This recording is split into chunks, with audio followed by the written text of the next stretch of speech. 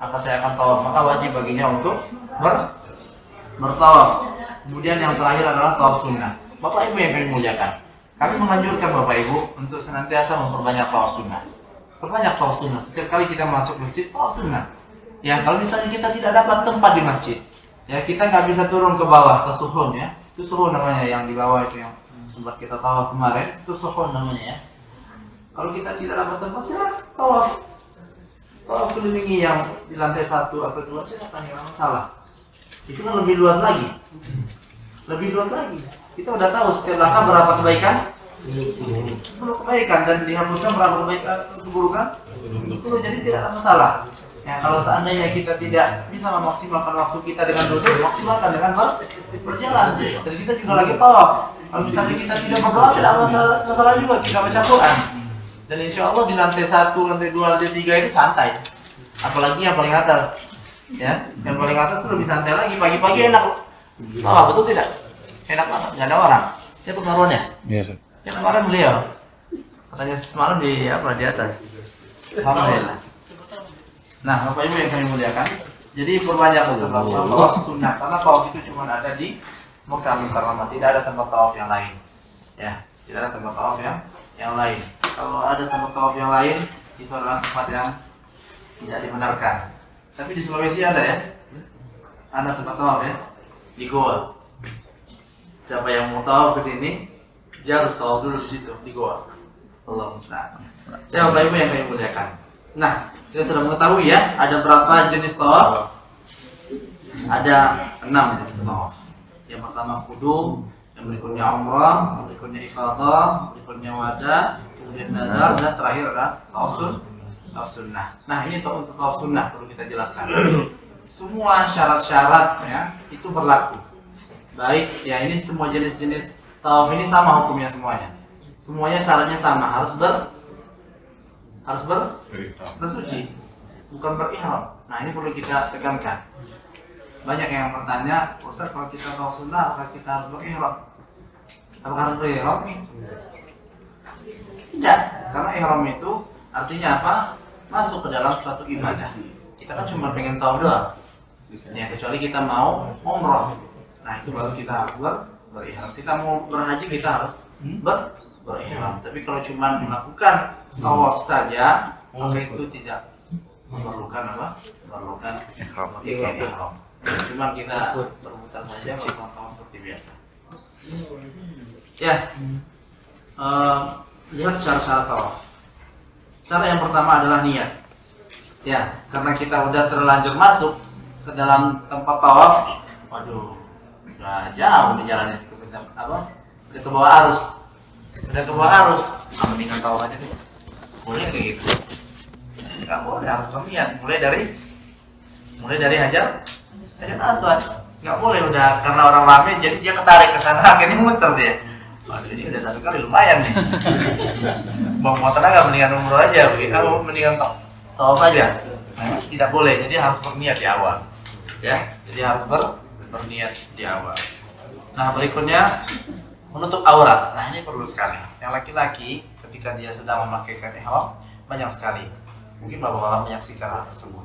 Banyak yang kedodoran lah, banyak yang besarnya kelihatan. Ya, apalagi yang memiliki koper di perutnya ya. Santai banget. Nah, yang di koper di perutnya itu kayak ihram itu nggak mau nempel, mau turun aja. Karena ada belokan. Ada belokan mau turun aja. Nah, jadi harus diperhatikan. Yang namanya aurat harus diperhatikan karena kita, apa kata Rasulullah, kita itu seperti dalam sholat, tapi diperbolehkan untuk berbicara. Ya, bolehkan berbicara, ya sekedarnya saja. Jadi harus menutup aurat. Dan ini juga menyelisihi kebiasaan orang-orang jahiliyah sebelum datangnya Rasulullah SAW. Mereka orang jahiliyah terdahulu, mereka tawaf itu dalam keadaan tidak memakai busana. Allah musta'an. Tujuannya apa? Kenapa tidak memakai busana? Karena mereka itu tahu juga halal yang haram. Ya, seperti yang tadi, mereka tahu juga yang halal dan juga yang haram, karena mereka itu sudah sampai kepada mereka itu syariat pada hakikatnya. Kalau ada yang mengatakan ya mereka itu orang-orang ahlul fatrah, orang-orang yang tidak dihitung, itu salah. Buktinya apa? Mereka sangat banyak sekali mengetahui mana yang halal, mana yang haram. Ketika mau bikin Ka'bah, mereka tahu memilih harta yang halal dan juga harta yang haram. Berarti kan kalau udah tahu halal dan haram berarti udah ada syariat. Nah, kalau seandainya ada yang mengatakan bahwasanya orang tua Rasulullah SAW termasuk ahlul fatrah, ini adalah salah satu dalil ya yang menentang pendapat mereka. Ya, jadi mereka orang-orang yang mengatakan bahwasanya orang tua Rasulullah SAW termasuk ahlul fatrah, ini adalah pendapat yang lemah. Rasulullah sendiri yang mengatakan bahwasanya orang tuanya itu bukan dari ahlul fatrah tapi di neraka. Allah musta'an. Nah, Bapak Ibu yang kami muliakan, jadi orang-orang terdahulu, orang jahiliyah itu dia bertawaf ya tidak memakai baju. Alasannya apa? Alasannya itu karena mereka itu pengen seperti bayi. Karena pakaiannya itu nggak halal lagi, udah dicampur sama yang haram. Nah, dan itu syubhat tersebut ada sampai saat sekarang kita ini. Sampai hari ini ada syubhat seperti itu. Seperti orang yang nggak mau berdoa langsung kepada Allah SWT. Dia lebih memilih meminta kepada kiai, kemudian kiainya yang berdoa untuk dia. Alasannya apa? Karena dia belum suci. Karena dia apa? Banyak dosa. Nah, ini adalah sifat-sifat jahiliyah. Sedangkan Allah SWT yang menyuruh kita langsung berdoa kepadanya. Karena Allah SWT itu sangat dekat dengan kita. Nah, jadi syubhat pada zaman jahiliyah, pada zaman sekarang juga ada, dan di tubuh kaum muslimin pun banyak syubhat seperti itu. Kalau kita berdosa minta langsung kepada Allah SWT, tidak perlu kita melalui perantara kiai kita. Kalau sekarang kan banyak seperti itu. Kalau nggak di kuburan kiai dia nggak mau berdoa. Di masjid dia nggak mau berdoa karena dia harus ada imam yang memimpin dia untuk berdoa. Dia merasa dia itu kotor. Dia merasa dirinya itu memiliki dosa banyak sekali. Semuanya berdosa, kita juga berdosa.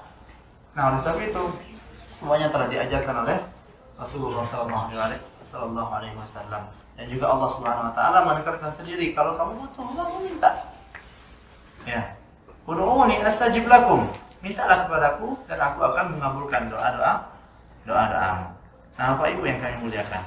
Nah, jadi orang-orang jahiliyah terdahulu mereka tidak memakai pakaian ketika bertawaf. Nah, berikutnya yang ketiga syaratnya bersuci dari hadas. Bersuci dari hadas.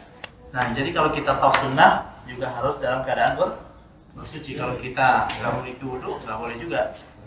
Ya, nggak boleh. Kita harus dalam keadaan bersuci. Di sini dijelaskan oleh beliau, Hafizahullah Sabiranda. Di sini dijelaskan ya ada khilaf di antara ahlul ilm, ya madhab besar, mazhab yang 4. Di sini dijelaskan bahwa Hanafiyah berpendapat bahwasanya bersih dari hadas itu bukan syarat. Nggak apa-apa orang yang nggak berwudu boleh untuk tawaf, dan jumhur ulama mengatakan harus dalam keadaan bersuci. Nah, lain lagi ketika kita udah mepet kayak kemarin tuh rame banget. Kalau seandainya batal kita kemarin, kita udah di putaran ke-7, untuk keluar susah, kita nggak tahu jalan, kita udah tua, kita megang orang tua kadang-kadang nggak bisa kita tinggalin. Ya, sebagian ulama seperti Syekhul Islam Ibnu Taimiyah dan juga Syekh Utsaimin, beliau memperbolehkan untuk bertawaf dalam keadaan tidak suci, batal wudunya, diperbolehkan. Ya, tetapi dalam keadaan darurat ya. Nggak menyengaja, pengen umrah, bangun tidur langsung, pengen tawaf, bangun tidur langsung pergi tawaf, itu nggak boleh, harus bersuci juga. Nah, Bapak Ibu yang kami muliakan, itu yang ketiga ya. Berikutnya yang keempat, putaran tawaf dimulai dari Hajar Aswad. Kita mulai dari Rukun Yamani boleh tidak? Nggak boleh, harus dimulai dari Hajar Aswad. Nah, bagaimana menentukannya Hajar Aswad ini? Ini penting sekali. Banyak orang yang salah ketika mereka tawaf. Ya, belum nyampe dia udah angkat tangan. Ini nggak benar ini. Bagaimana cara melihatnya? Gampang. Ya, kalau Bapak Ibu, ini anggap aja ya. Segi 4 ya. Kalau Bapak Ibu di sini lihat besar yang ini sama ini udah sama. Ya kan kelihatan tuh kalau kita di tengah, kan kelihatan sisi ini sama ini kan udah sama besar. Tapi kalau seandainya ini masih kecil, ini besar, berarti Bapak Ibu belum sejajar dengan sudut Hajar Aswad, belum sejajar. Jadi pastikan kita itu sejajar dengan Hajar Aswad karena itu syarat. Ya, kalau kita mundur nggak pas. Kalau kita kemajuan juga tidak diperbolehkan. Nah, oleh sebab itu ya pastikan besaran sisi ini dipastikan. Besaran yang di sini sama besar tidak? Kan kita bisa melihat. Nah, udah seimbang, bismillah, bismillah ya Allah. Bismillah ya Allahu Akbar. Kemudian menjadikan Ka'bah di sebelah kiri tatkala tawaf. Nah, orang yang mundur-mundur ketika tawaf itu nggak boleh. Ya, ini sering terjadi juga. Ya, sering terjadi. Kadang-kadang ustadznya yang kayak gitu. Dia melihat jamaah ke belakang biar nggak hilang. Dia mundur. Ini nggak benar ini. Ini nggak sah ini tawafnya. Harus mengulang tawafnya. Kemudian tawaf harus di Masjidil Haram dan tidak boleh di luar masjid itu. Nah, jadi lantai 1, lantai 2, lantai 3 itu masih dalam Masjidil Haram. Kemudian yang ke-8, tawaf harus dilakukan sebanyak 7 putaran dan tidak sah jika kurang dari 7 putaran sebagaimana pendapat mayoritas ulama. Kadang-kadang kita ragu, siapa yang kita dengarkan? Kata hati kita. Kalau misalnya ragu antara 5 dan 6, angka berapa yang kita ambil? 5. 5 dan 6, berapa yang kita ambil? Angka 5. Ya, begitu juga dengan sa'i. Kalau seandainya kita ragu, kalau sa'i itu lebih gampang lagi ya. Lebih gampang lagi, karena sofa itu melulu angkanya ganjil. Dan marwah itu selalu melulu angkanya genap pastiin. Nah, itu sangat mudah di sa'i. Jadi kita, oh ya terbalik. Genap, ya genap.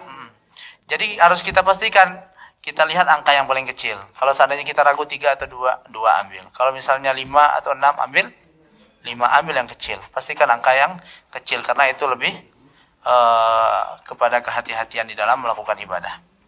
Nah, berikutnya sunnah-sunnah tawaf. Yang pertama, disunnahkan tatkala tawaf kudum dan tawaf umrah untuk melakukan al-ittiba. Apa itu al-ittiba? Al-ittiba itu membuka bahu sebelah kanan. Disunnahkan. Nah, itu hanya disunnahkan untuk apa? Tawaf kudum dan juga tawaf umrah. Nanti tawaf ifadah dan juga tawaf wada gimana? Tawaf wada udah jelas, kita udah tahallul kan? Gak memakai kain ihram lagi. Tawaf ifadah masih memakai kain ihram kadang-kadang. Ya, itu tidak perlu lagi untuk membuka bahu yang sebelah kanan. Karena itu dipakainya itu di awal oleh Rasulullah SAW. Sejarahnya kan seperti itu. Ketika di sini dijelaskan oleh Safiranda, ya, perkataan Ibnu Abbas. Ayo kita baca halaman 119. Ya. Rasulullah SAW datang dengan sahabatnya ke Mekah. Waqat wahanathum humma Yathrib. Ya, orang-orang ini, orang-orang kafir Quraisy itu mencaci dan mencela Rasulullah dan juga pengikut-pengikutnya karena mereka ini datang dari Yathrib. Yathrib itu dulu memang sarangnya penyakit, Bapak Ibu. Ya, sarangnya penyakit. Orang datang ke Madinah itu sakit semuanya dulu. Nah, Bapak Ibu pernah dengar tentang hadis Uraniyin? Pernah dengar hadis Uraniyin tentang orang yang datang ke kota Madinah kemudian pada demam? Nah, setelah itu dia disuruh oleh Rasulullah SAW untuk pergi ke perkebunan, peternakan onta, disuruh minum susu onta dan juga kencing onta. Ya, setelah itu mereka sehat, kemudian dibunuh tukang jaga ternaknya. Dibunuh sama dia, dipotong hidungnya, dipotong tangannya. Nah, jadi memang sejak dulu itu kota Madinah itu ada penyakitnya. Dan itu sampai terkenal sampai ke seluruh Jazirah Arabia. Madinah itu tempat penyakit. Siapa aja yang datang ke situ sakit. Nah, tapi Rasulullah SAW ketika sudah hijrah, Rasulullah berdoa kepada Allah Subhanahu Wa Taala untuk memindahkan penyakit-penyakit tersebut ke Juhfah. Akhirnya diangkat oleh Allah Subhanahu Wa Taala penyakit-penyakit tersebut pindah ke Juhfah. Ada yang tahu Juhfah? Juhfah itu miqat untuk orang-orang negeri Syam ya, orang-orang Mesir, orang Syam. Dipindahkan ke sana. Nah, jadi sekarang di kota Madinah alhamdulillah tidak ada penyakit lagi. Ya, saya pernah baca artikel bahwasanya udara yang paling bersih di dunia ini udara kota Madinah. Paling bersih. Ya, saya nggak tahu ya apakah itu benar apa enggak. Tapi menurut itu penelitiannya udara yang paling bersih dan tidak tercemar itu kota Madinah Al-Munawwarah. Dan juga tidak masuk ke situ Dajjal, tidak masuk di situ Ta'un, penyakit-penyakit yang lainnya tidak masuk di sana. Nah, ini karena apa? Karena doa Rasulullah Sallallahu Alaihi Wasallam kepada Allah Subhanahu Wa Taala untuk mengangkat semua penyakit-penyakit yang ada di kota Yathrib dan diganti oleh Rasulullah Sallallahu Alaihi Wasallam penamaan kota Yathrib itu sendiri. Karena Yathrib itu sendiri maknanya apa? Penyakit. Maknanya itu rusak artinya. Yathrib itu rusak. diganti oleh Rasulullah SAW. Jadi memang itu tempat nggak benar ya awalnya. Jadi didoakan oleh Rasulullah SAW. Nah, Bapak Ibu yang kami muliakan, jadi disunahkan untuk melakukan ittiba, ya. Jadi orang-orang musyrik ketika Rasulullah SAW datang ke sini dan juga sahabatnya itu dihina Rasulullah. Itu orang bawa penyakit datang tuh, orang-orang sakit-sakitan datang. Nah setelah itu mereka berkata, ya orang-orang kafir itu, innahu yaqdumu alaikum ghadan qaumun qad wahanathum al-humma. Besok kalian kedatangan tamu spesial, orang-orang sakit. Ya, orang-orang sakit. Ya. Nah, oleh sebab itu Rasulullah SAW menyuruh para sahabatnya itu untuk membuka bahunya sebelah kanan, disuruh lari. Kalau tentara, kalau lari, ya, masya Allah kelihatannya kan, duk ya, luar biasa. Orang jadi takut begitu. Kalau ada tentara lagi jogging di depan rumah kita, masya Allah, dengar sepatunya aja kita udah, waduh, luar biasa ini. Nah, itulah yang diterapkan oleh Rasulullah SAW. Jadi orang-orang musyrik itu melihat Rasulullah dari sebelah itu, dari sebelah tempat sa'i. Dilihat Rasulullah lagi tawaf, ya, dan juga sahabat-sahabatnya. Nah, oleh sebab itu, untuk memperlihatkan kekuatan kaum muslimin, Rasulullah menyuruh untuk membuka bahu yang sebelah kanan. Dan juga Rasulullah SAW menyuruh ya sahabatnya itu untuk lari-lari kecil, lari-lari kencang. يا حجي معلش شوية معلش عندنا تعليم معلش خفف الصوت معلش ya. Bapak Ibu yang kami muliakan, jadi ini salah satu hikmah kita membuka bahu kita. Sekarang nggak ada lagi orang musyrikin, nggak ada lagi orang kaum musyrikin. Kita mau memperlihatkan kepada siapa lagi? Dan nyatanya memang orang yang berhaji orang-orang lemah semua sekarang ya. Jadi memang ini adalah perintah Rasulullah SAW dan kita harus melakukannya. Buktinya apa? Dalilnya apa? Kita masih tetap harus membuka bahu kita dan juga kita harus berlari di sekeliling Ka'bah, lari-lari kecil ya di 3 putaran pertama. Ya, bahwasanya Rasulullah ketika dia berumrah yang mengambil miqat dari Ji'ranah atau Ji'ranah ya, atau bukan Ju'ranah. Kita lebih mengenal dengan Ju'ranah. Penamaan yang benar itu adalah Ji'ranah atau Ji'ranah. Itu penamaan yang benar. Ya. Ketika itu Rasulullah SAW itu masih membuka bahu sebelah kanannya dan juga masih berlari-lari kecil, dan orang musyrikin sudah tidak ada lagi. Dan juga Umar bin Khattab juga menyampaikan, ya, fima ar-ramadanil an. Kenapa kita harus berlari-lari kecil sekarang? Ya, bukannya sekarang Allah Subhanahu wa taala telah memperkuat Islam, manafal kufur wa ahlah, dan juga telah menghilangkan semua kekufuran dan juga orang-orang yang kafir.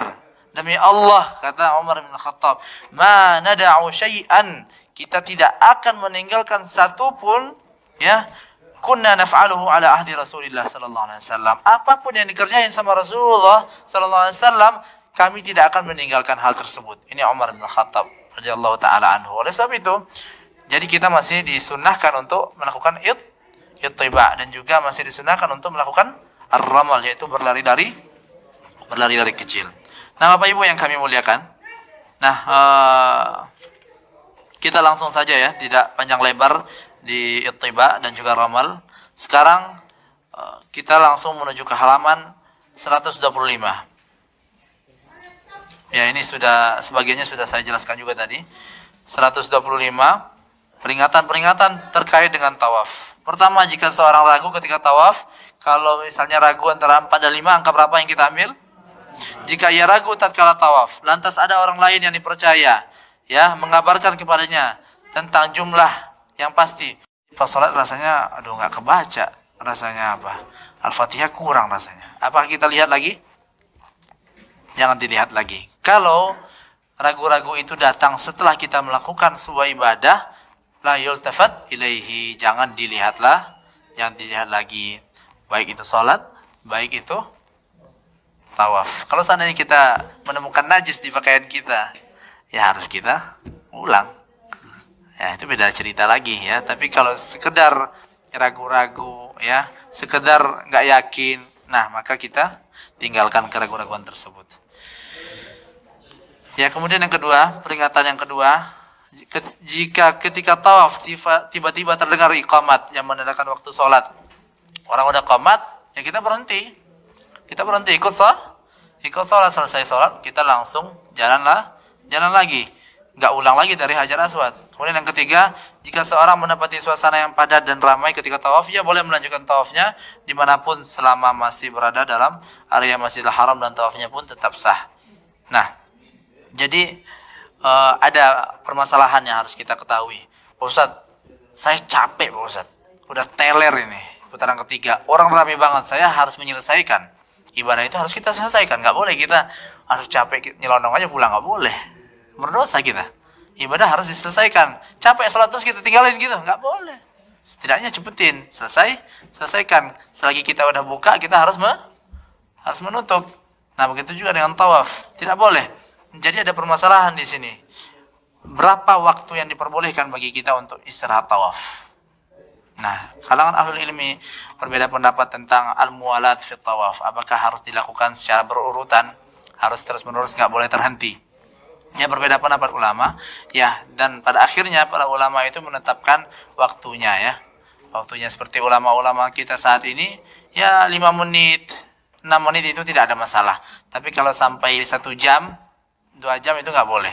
Harus diulang dari awal. Kalau misalnya kita capek ya 5 menit, 6 menit gak ada masalah insya Allah. Tapi kalau sampai sejam kita duduk-duduk, capek duduk-duduk ya, kita masih ada putaran lagi, itu tidak diperbolehkan. Nah, berikutnya setelah tawaf ya, seseorang harus menutup bahu sebelah kanannya. Ya, harus ditutup langsung. Jadi udah selesai. Jadi kita harus tutup bahu sebelah kanan kita. Ini berlaku untuk tawaf apa? Yang buka apa? Buka bahu? Apa? Tawaf apa? Kudum dan umrah. Nah, jadi harus kita tutup karena kita akan melakukan salat 2 rakaat tawaf. Yang mana ya semua tawaf yang kita bahas tadi itu disyariatkan kepada kita untuk melakukan salat 2 rakaat. Namanya salat sunat tawaf. Ya, salat sunat tawaf. Yang mana rakaat pertama surah Al-Kafirun, ayat pendeknya, yang kedua Al-Ikhlas. Nah, setelah itu kita langsung minum zam-zam. Ya, kalau misalnya mampu kita untuk pergi ke Hajar Aswad, kita cium atau memberi isyarat. Kalau misalnya tidak mampu, tak ada masalah. Ya, kalau mau balik ke Hajar Aswad, ya, tapi nggak mungkin, ini susah untuk dipraktekkan. Kita melawan arus orang ramai seperti itu susah. Jadi makanya kita langsung saja meninggalkan Hajar Aswad. Tetapi kalau seandainya kita menemukan kelowongan, lapang rasanya, bismillah kita balik. Karena ini sunnah Rasulullah Sallallahu Alaihi Wasallam. Kemarin kita tidak lakukan ya, karena kita nyampe di tempat kemarin aja udah terdorong-dorong, nggak mungkin balik lagi, mau bunuh diri namanya itu. Ya, Bapak Ibu yang kami muliakan. Ringkasan tata cara tawaf insyaallah kita sudah mengetahui. Untuk doa tawaf ya kita sudah jelaskan terus. Doa sapu jagat ya namanya ya. Rabbana atina fid dunya hasanah wa fil akhirati hasanah wa qina adzabannar. Ada yang membaca sampai akhir, ada yang membaca sampai di sini saja, tapi yang sesuai dengan hadis Rasulullah SAW sampai di sini saja. Ya Rabbana atina fid dunya hasanah wa fil akhirati hasanah wa qina adzabannar. Dan selebihnya itu kita boleh untuk berzikir dan membaca Al-Qur'an. Nah, kesalahan ketika tawaf. Ya, halaman 128. Kesalahan yang pertama, tidak menjadikan Ka'bah di sebelah kirinya. Ya, mundur-mundur dia ya. Kemudian yang kedua, meyakini bahwa setiap putaran Ka'bah ada doa khusus. Kalau kita mau berdoa, kita siapkan doa dari rumah, enggak ada masalah. Tapi kalau meyakini ini ada tuntunannya, itu baru salah. Kemudian yang berikutnya, berhenti lama di depan Hajar Aswad lalu berdoa di situ. Kita lihat kemarin ketika kita beristilam, banyak sekali yang di sana. Banyak tidak? Itu tidak kita ikuti. Karena itu salah. Kemudian berdoa dengan suara yang keras atau beramai-ramai, karena itu bisa mengganggu orang lain. Kita mau dapat pahala tapi mengganggu orang lain. Apa hukumnya? Tidak boleh. Begitu juga dengan mencium Hajar Aswad. Kita mau cium Hajar Aswad, kepengen banget, tapi kita harus dorong orang lain. Kita harus mukul orang lain. Mukul Pak, Bu. Anda berapa kali tawaf itu selalu mukul orang lain. Mencium Hajar Aswad ya. Itu selalu mukul orang lain. Gak bisa. Kita udah masuk kayak gini. Kayak Pak Reza tadi udah begini. Udah kayak gini, gak bisa masuk, tinggal dikit ya. diginiin sama orang. Ya kita diginiin kepala kita, ya otomatis kita begini. Ya spontan aja kayak gitu. Makanya jangan kita paksakan untuk mencium hajar, jangan dipaksakan. Kalau mau mencium hajar aswad juga, ambil visa Syawal dengan aman insyaallah. Amaran ya. Iklan. Visa Syawal insyaallah nggak rame Pak Anwar ya. Iya nggak rame. Syawal nggak rame, dan begitu juga setelah haji. Saya dapat berita umroh itu akan dibuka pertengahan Zulhijjah ya. Pertengahan Zulhijjah itu udah bisa untuk issue visa. Keberangkatan pertama itu 1 Zulhijjah, 1 Muharram. Ya berangkat di waktu-waktu itu. Itu silakan cium. Mau tiduran di Raudhah juga bisa. Iya, mau begadang di situ juga bisa. Masya Allah, alhamdulillah. Menahan dorongan. Ini yang mukul Pak. Kalau menahan gak ada masalah, menahan. Ya, ada kesalahan juga Bapak Ibu. Nanti kita bahas insyaallah taala. Berikutnya memaksakan diri lari-lari kecil. Kita lihat kemarin begitu ramai sekali. Ada aja yang lari-lari kecil. Lihat kakinya begini aja, diam begini. Tapi tangannya aja gini-gini. Tangannya lari-lari kecil, bukan orangnya lari-lari kecil. Jadi tidak usah memaksakan ya, tidak usah memaksakan tangannya lari-lari kecil. Nah berikutnya mencium rukun yamani tatkala melewatinya. Tidak perlu kita cium. Kalau seandainya kita mampu untuk memegangnya, kita pegang. Ya, kita pegang. Kalau seandainya tidak mampu, bismillah, tidak perlu memberikan isyarat sebagaimana kita melewati hajar aswad. Kemudian mencium dan mengusap bagian Ka'bah yang lain. Padahal bagian yang disyariatkan untuk diusap hanyalah hajar aswad dan rukun yamani. Sibuk berfoto-foto sehingga lupa untuk banyak berdoa ketika tawaf. Siapa berfoto kemarin setelah tawaf? Allahul musta'an. Ya, Bapak Ibu yang kami muliakan, kami usahakan. Ya, kita usahakan. Bapak Ibu, kami ingatkan. Ya, di awal kita harus memperbaiki niat kita. Niat kita ini nggak kuat, Pak. Kita tahu itu. Tahu nggak? Hati kita itu nggak kuat kan? Niat kita nggak kuat untuk berhaji. Udah tahu kita dengan kekuatan iman kita itu, kita udah tahu. Udah, jangan ditambah lagi masalah kita dengan berfoto-foto. Kalau udah ada foto, oh ini bagus, nih sayang nggak di-share, sayang nggak di-posting, benar nggak? Gatal aja, tangannya pengen post, langsung habis. Takut kita kan? Takut nggak Pak? Udah, foto itu nanti aja. Kalau mau foto-foto dokumentasi nanti yang ada spanduknya, bismillah.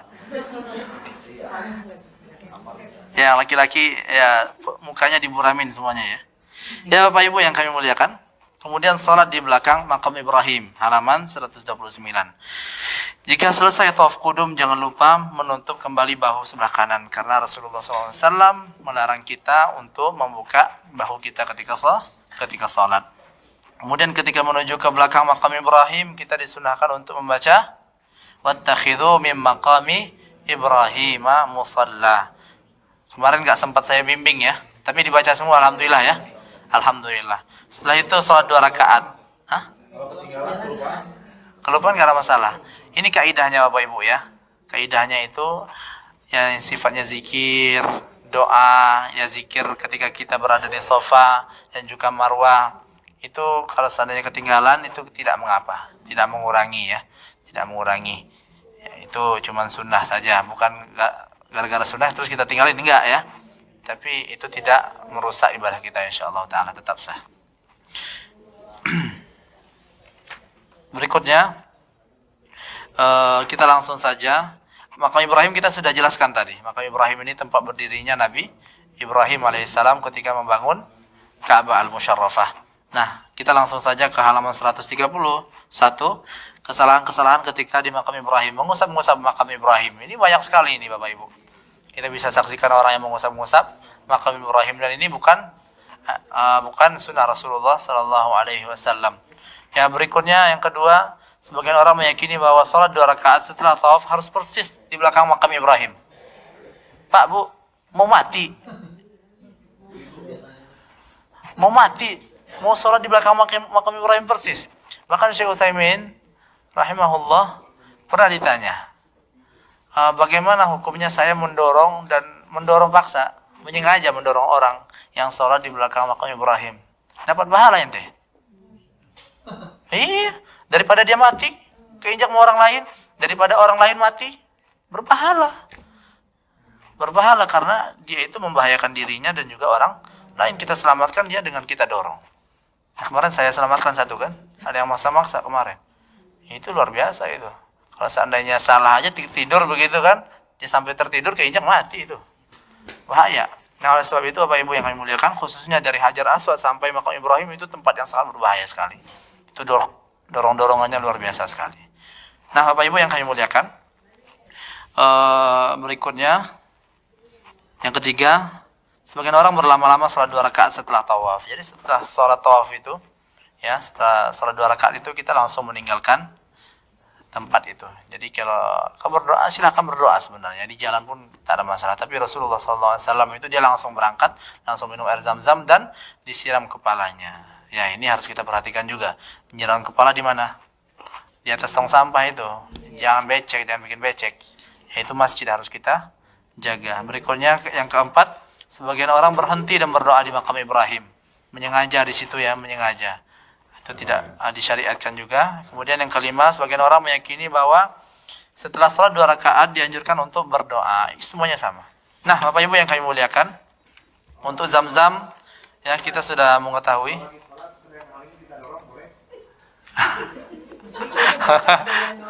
Nanti dulu Pak, sesi tanya jawabnya nanti ya. Sesi tanya jawabnya.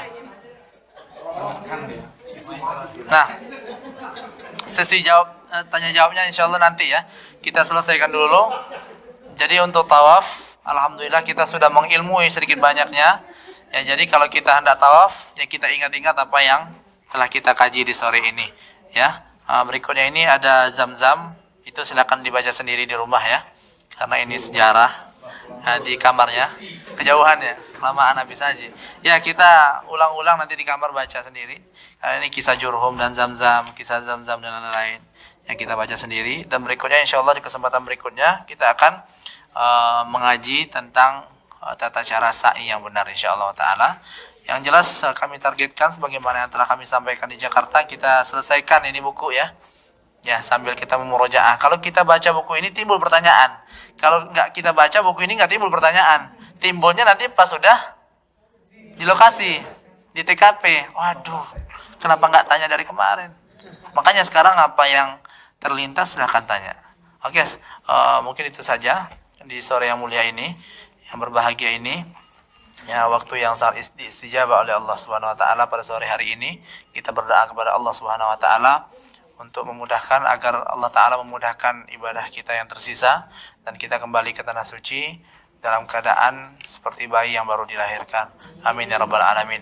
Nah, sekarang kami tutup dan kami buka untuk sesi tanya jawab insyaallah Ta'ala. Dan setelah itu kami akan membahas tentang sesi yang kedua yang terkait dengan hadyu insyaallah Ta'ala. Ayo silakan bagi yang ingin bertanya. Perkenalan dulu. Perkenalan ya. Fadal. Firdaus. Jangan malu-malu.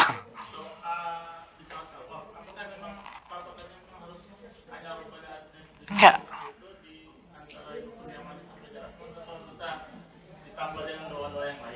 Ya boleh.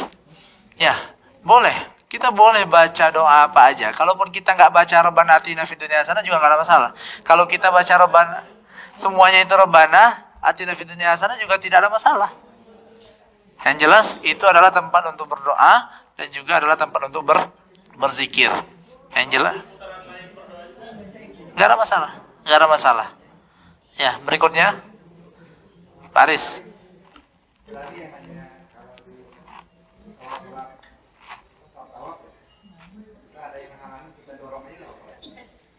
Nah, untuk sholat Masjidil Haram ini perlu kami ingatkan.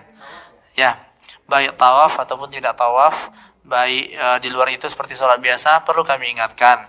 Ya, kita sebagai orang yang sholat di masjid, yang mana banyak orang di sana, kita disunahkan untuk mencari sutra. Jadi disunahkan kita mencari sutra.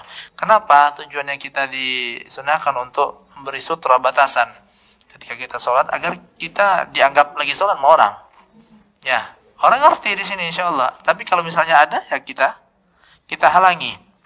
Nah, Nggak masalah kalau seandainya dia maksa nggak ada masalah, biarin aja. Nah makanya ini kan pisau aja sekalian gitu ya. Ya Bapak Ibu yang kami muliakan.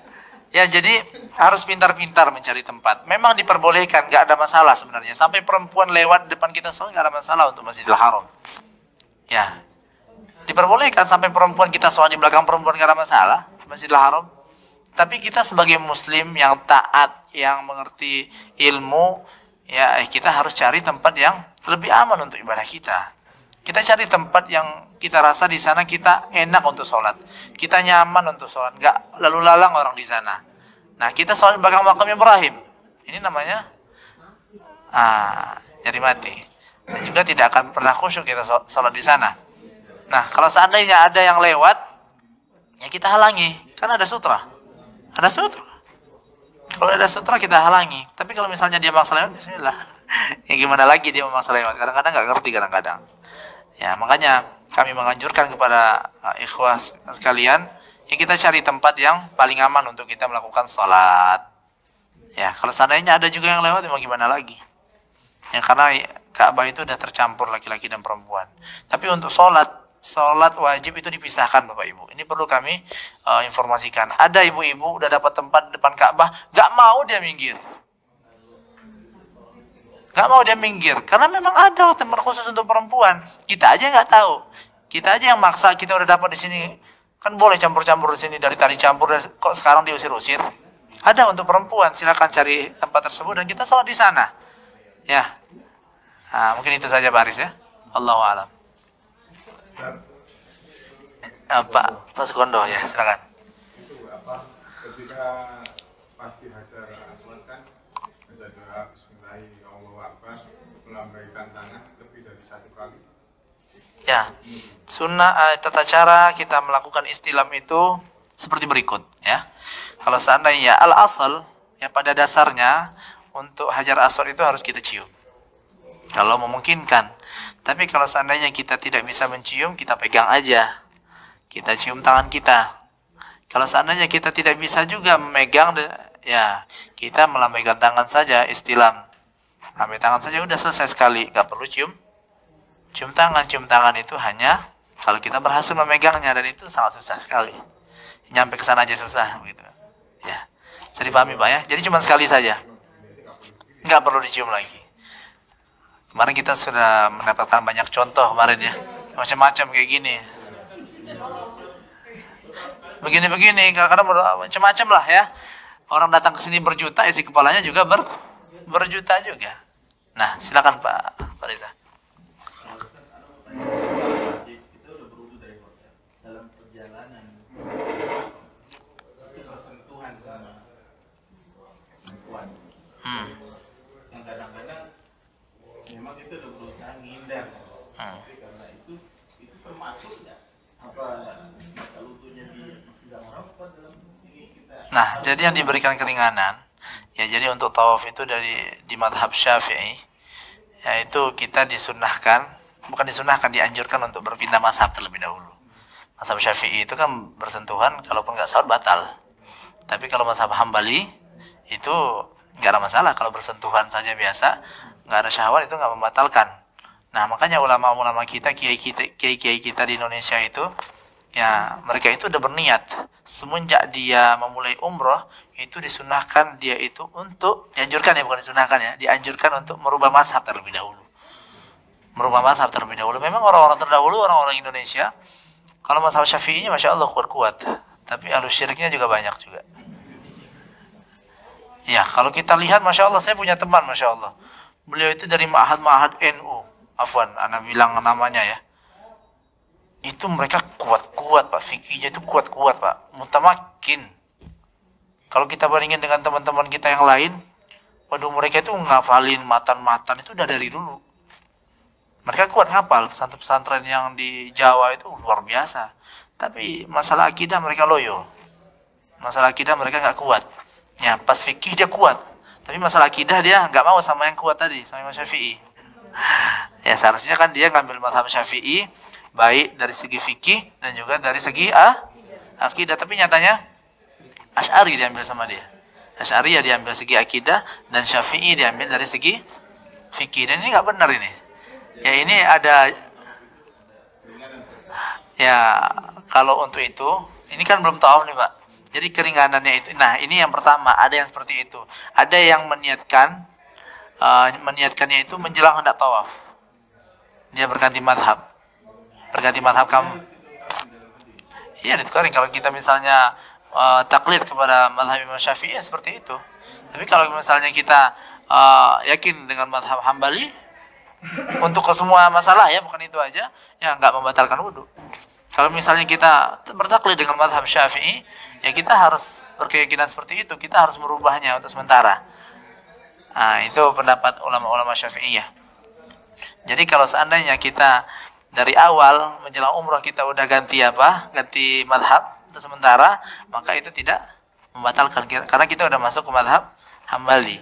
Kalau seandainya kita bergantinya itu ya setelah atau menjelang melakukan tawaf, berarti kita masih dalam keadaan madhab Syafi'i. Ya seperti itu tafsilnya, detail-detail pendapat-pendapat para ulama tentang masalah itu. Yang lebih aman kita berwudu aja. Ya kalau tawaf itu nggak bisa dihindarkan, tapi kalau cuma jalan bisa kita hindari insya Allah. Kadang-kadang gitunya lagi jalan kayak gitu. Nah ini posisi udah terus ya fattaqullaha mastata'tum. Fattaqullaha mastata'tum. Nggak boleh satu kali aja. Itu yang diajarin. Itu yang lebih afdal. Berikutnya. Silakan. Namanya dulu. Pak Mas Bambang. Kalau sedang tawaf sunnah, itu apakah termasuk setelah tawaf nanti sholat di makam Ibrahim itu di belakangnya, lalu apakah minum air zam-zam ini termasuk sunnah? Minum air zam-zam itu sunnah. Termasuk mengusap? Iya, dilakukan oleh Rasulullah SAW. Kita lihat hadisnya di sini. Nih, thumma dhahaba ila zamzam fashariba minha. Setelah dia salat 2 rakaat itu, dia pergi ke Zamzam, minum dia di situ. Banyak-banyak minumnya. Sampai kenyang. Iya. Iya. Ya, untuk mengetahui orang-orang munafik kata Rasulullah pada zaman kami, lihat seberapa banyak dia minum selesai tawaf. Ya, kalau orang yang munafik itu nggak mau dia minum banyak. Takut kencing lah, takut inilah sama macam. Itu penyakit itu. Kita harus yakin kepada Allah Subhanahu wa taala. Selagi Rasulullah menyuruh kita minum banyak-banyak, minum banyak-banyak. Insyaallah enggak akan memberikan mudarat insyaallah. Ya. Dan juga di sini wasabba ala ra'sihi, dan dia pun menyiramkan ke kepalanya. Doa bertahidu di makam Ibrahim sholat itu dibaca sekali atau boleh? Sekali aja. Ya. Ya, ibu-ibu ada pertanyaan? Ibu-ibu ada pertanyaan? Jangan malu-malu.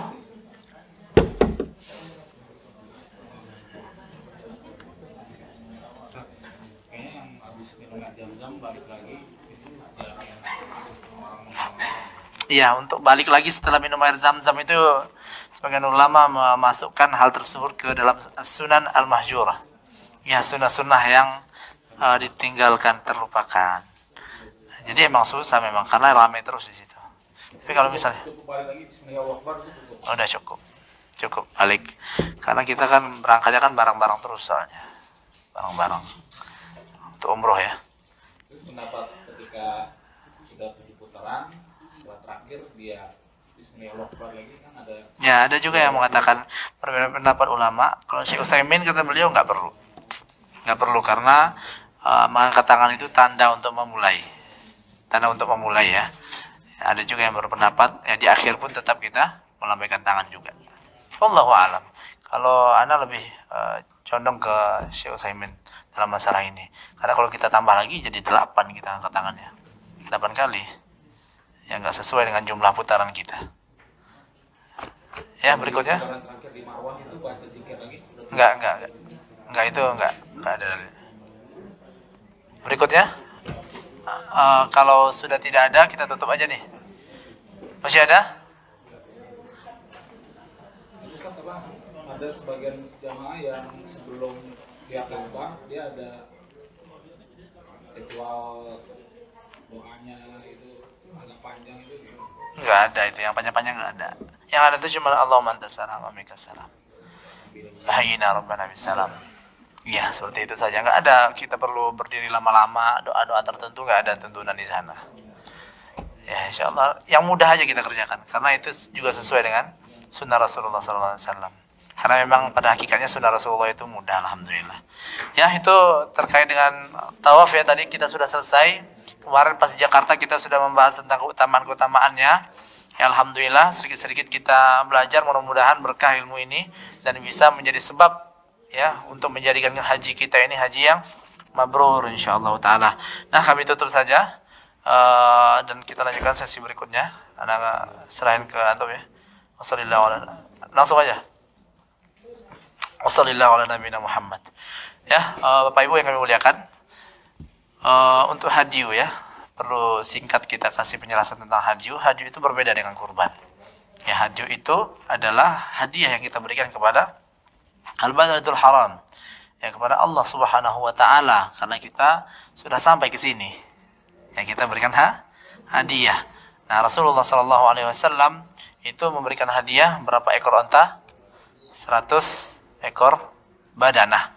Ya, 100 ekor onta. Itu bukan korban, berbeda dengan korban. Korban itu lain lagi ya. Karena korban itu tidak berkaitan dengan haji. Sedangkan haji itu khusus untuk ibadah haji tamattu dan haji qiran. Karena kita mengambil haji tamattu, maka kita wajib untuk membayar hadyu. Kalau seandainya kita tak punya duit, ya, tak punya duit, maka kita harus puasa 3 hari di tanah suci, ya, 7 hari di kampung. Totalnya 10 hari. Ya, berat rasanya ya. Wah, pulang-pulang bawa utang. Ya, pulang-pulang bawa utang, mending kita bayar saja. Dan itu lebih afdol. Kalau seandainya kita mau membayar hadyu itu lebih daripada 1, ya, tidak ada masalah, lebih bagus. Rasulullah banyak hadyunya. Nah, kalau misalnya kita mau berkorban, ya, kalau mau berkorban di sini, kami rasa berkorban ya di sini juga diperbolehkan. Hukum asalnya diperbolehkan. Tapi kalau seandainya kita udah berkorban di kampung, nggak perlu lagi berkorban di sini. Nah, sedangkan untuk hadyu itu banyak jenisnya ya. Bisa kita berhadyu onta, bisa berhadyu sapi, bisa kambing, bisa domba. Ya, bisa. Jadi bisa kita memilih. Jadi kita tetapkan dari awal kita memilih kambing atau domba. Beda harga, ya. Ya, kita pilih saja kambing ya. Kambing yang berumur 1 tahun. Yang mana harganya itu 450 real. Itu harga satunya. Kalau mau mencari yang lebih bagus bisa juga. Ustaz, saya mau hadyunya lebih mantap Ustaz. Nggak yang standar, bisa. Kita carikan insyaallah. Ya, dan kami mohon kepada Bapak Ibu agar segera menyetorkan namanya ya beserta uangnya agar kita bisa serahkan dan kita nggak mikirin ini lagi. Kita wakilkan dan kita bertawakal kepada Allah Subhanahu wa taala. Kalau ada yang mau nanya, "Ustaz, kita nggak diajak ke situ menyembelih?" Kami sarankan nggak usah. Ya, nggak usah. Karena memang itu disembelih pada hari ke-10. Kita hari ke-10 lagi sibuk. Ya, kita lagi sibuk, nggak mungkin kita nyari-nyari taksi jauh ke sana, nggak mungkin. Nah, dan kami secara pribadi kami usahakan untuk menyembelih hewan hadyu itu pada hari ke-10, meskipun boleh hari 11, 12, 13. Nah, itu singkat tentang hadyu. Bagi yang ingin berkorban pun juga tidak ada masalah, karena Rasulullah SAW, ya, beliau juga berkorban, ya, berkorban ketika beliau lagi berhaji. Beliau juga berkorban, ya, beliau berkorban 2 ekor domba jantan. Dhaha Rasulullah SAW, ya, bil kabsyaini al-amlahain. Ya, Rasulullah SAW berkorban dengan 2 ekor domba jantan. Yang mana satunya itu untuk keluarganya, ahlul baitnya, yang satu lagi itu dikorbankan untuk umatnya kita. Ya, itu Rasulullah SAW. Nah, mungkin itu saja untuk penjelasan tentang hadyu dan juga tentang korban. Bagi yang sudah menetapkan hatinya, ya, silakan nanti langsung kita datang saja Pak Moron ya. Ya, sekarang aja ya. Sekarang aja biar nggak lama. Mumpung kita masih di sini. Untuk yang lainnya ini berapa orang semuanya Pak Marwan? Tiga. Ini harusnya cuman nggak datang 4 orang. 4 orang ya. Tadi tak itu 31. Tiga. Ya udah nanti kita sampaikan nanti aja. Udah kita tutup saja. Subhanakallahumma wa bihamdik asyhadu an la ilaha illa anta astaghfiruka wa atubu ilaik. Wassalamualaikum warahmatullahi wabarakatuh.